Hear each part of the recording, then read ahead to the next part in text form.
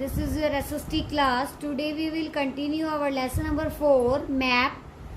Now our next topic is symbol. अब हम symbol के बारे में रीड आउट करेंगे. It is the third important component of a map. ये तीसरा सबसे important component होता है map का. It is not possible to draw a map.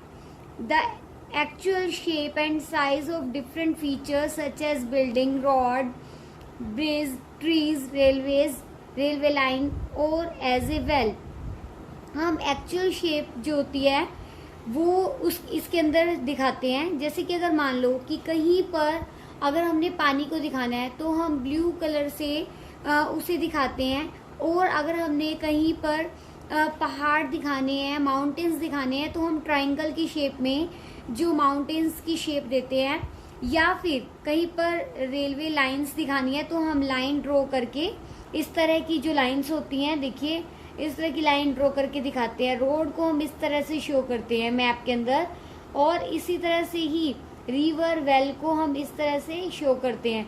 तो ये सब क्या है? ये सब एग्जाम्पल है सिंबल की, यानी कि हम सिंबल दे रहे हैं कि इस जगह पर इस तरह से रेलवे लाइंस हैं, ट्रीज हैं, बिल्डिंग है, तो ये हम सिंबल देते हैं.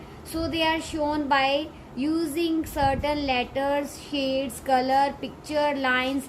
इसे हम अलग अलग तरह के लेटर से, अलग अलग शेड से, कलर से और पिक्चर से शो करते हैं. These symbols give a lots of information in A limited space. ये बहुत कम स्पेस पर बहुत ज़्यादा इंफॉर्मेशन देते हैं. With the use of the symbols map can be drawn easily and are the simple to read. Symbol की सहायता से मैप को रीड करना बहुत ही आसान हो जाता है. Even if you don't know the language, अगर आप किसी भी लैंग्वेज को, किसी अलग लैंग्वेज में मैप है और आप उस लैंग्वेज को नहीं जानते, तो भी आप इन सिंबल की हेल्प से और डायरेक्शन की हेल्प से आप बहुत अच्छी तरह से मैप को रीड आउट कर पाओगे. You can collect information from maps with the help of the simple. Maps have a universal language. Map जो है ये यूनिवर्सल लैंग्वेज है that can be understood by all, जिसे कि सभी समझ सकते हैं. There is no international agreement regarding to use this symbol. और इसके लिए कोई अलग से जो है एग्रीमेंट नहीं होता. These are called conventional symbol. Some of conventional symbols are, देखिए जो इस तरह की ये सिंबल्स जो साइन दिए हुए हैं ना, इन्हें हम कन्वेंशनल सिंबल्स कहते हैं. Various colour are used for the same purpose. इसके लिए भी अलग अलग सिंबल के लिए अलग अलग कलर का यूज किया जाता है. For example generally blue is used for the showing water bodies. देखिए वाटर बॉडीज इट मीन्स कहीं पे अगर हमें रिवर, लेक या फिर हमें टैंक या कुछ भी ऐसा दिखाना है तो हम कौन सा कलर यूज करते हैं? ब्लू कलर यूज करते हैं. यानी कि पानी जहाँ भी हमें यूज करना है वह जिस भी चीज़ पर्पस के लिए, तो हम ब्लू कलर का यूज़ करते हैं. और ब्राउन कलर का यूज़ करते हैं माउंटेन को दिखाने के लिए, और येलो कलर का यूज़ करते हैं प्लेट्यू को दिखाने के लिए, और पेड़ों को दिखाने के लिए ग्रीन कलर का यूज़ करते हैं, या प्लेन्स या नॉर्मल उन्हें दिखाने के लिए. देखिए यहाँ पे आपको दिया हुआ है ना, जैसे ग्रीन कलर दिया हुआ है तो हम क्या शो कर रहे हैं? इट मीन्स यहाँ पर ग्रीनरी है. नेक्स्ट टॉपिक है वो हमारा स्केच. अब स्केच क्या होते हैं? देखो स्केच इज ए ड्राइंग. ये एक ड्राइंग बेस्ड मेमोरी होती है, या फिर हम इसे कैसे ऑब्जर्व करते हैं? अगर कोई भी स्केच हमने बनाना है, कुछ भी अगर हमें ड्रॉ करना है, किसी भी लोकेशन पे जाना है, तो हम कैसे शो करते हैं?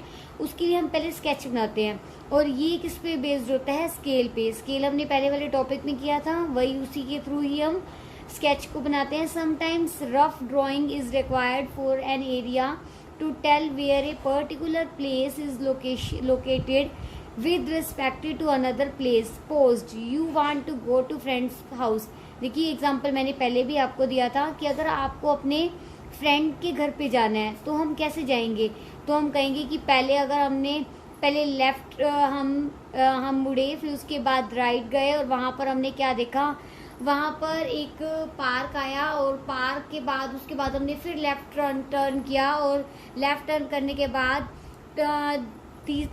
जो 2 घर छोड़कर, 2 हाउसेस को छोड़कर तीसरा हाउस होगा, वो कौन सा होगा? तो वो उसकी फ्रेंड, जो आपकी फ्रेंड का घर होगा. तो ये क्या है? एक स्केच है जो हमने बिना किसी स्केल के, यानी कि कोई भी हमने मीटर से इसको नहीं मापा। स्केच स्केल क्या होता है, जो हम मीटर से मापते हैं, तो हमने इसमें कोई आइडिया नहीं लगाया, तो ये क्या है, एक स्केच है। नेक्स्ट टॉपिक है हमारा प्लान। प्लान क्या होता है, plan is a drying of small area on a large scale, यानी कि छोटे से एरिया के अंदर, छोटे से हिस्से पर हम बहुत ज़्यादा बड़ा जो स्केल दिखाते हैं उसे प्लान बोलते हैं। सपोज करो कि आपने आपके पास 100 स्क्वायर फीट की एक जगह है, उसके ऊपर आपने एक घर बनाना है, और घर के अंदर कहाँ पे आपका बेडरूम होगा, किचन होगा, इन सब को पहले से ही प्रिपेयर करना, एक बनाना, इसे क्या कहलाएगा, प्लान कहलाएगा। तो a large scale map gives lots of information, but there are certain things which we may sometimes want to know. For example, the length and breadth of a room, कि जैसे अगर हमने एक रूम बनाना है तो उसकी लंबाई और चौड़ाई क्या होगी, which cannot be shown in a map, जो कि मैप पे शो नहीं होता, ये सब प्लान पे हम इसे शो कर सकते हैं। At that time we can refer drawing drawn to a scale called a plan. तो जो हमने बनाया उसे प्लान कहते हैं। Hope you understand the topic that I have shared with you, and we will meet with a new lesson, with a new video. Thank you.